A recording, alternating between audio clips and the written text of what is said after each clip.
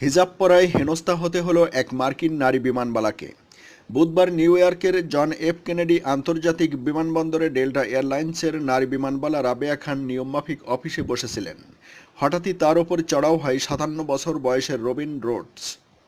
জানা গেছে, প্রথমে রবিন দরজায় ধাক্কা দিতে থাকে আর চিৎকার করে বলতে থাকে, আপনি কি ঘুমোচ্ছেন?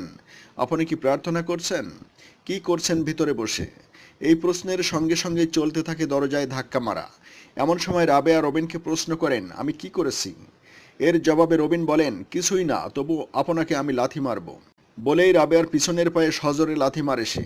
বেশ কয়েকটা লাথি দিয়ে দেওয়ার পর রাবেয়া যাতে পালাতে না পারে সেজন্য সে রাস্তাও আটকে রাখে।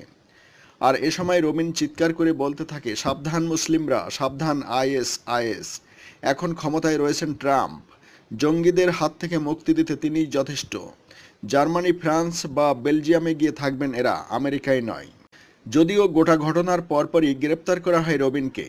একাধিক ধারায় মামলাও দায়ের করা হয় তার বিরুদ্ধে। বিমান সংস্থার তরফে জানানো হয়েছে, গোটা ঘটনায় লজ্জার, তদন্ত করা হবে, শাস্তি পাবেন অভিযুক্ত।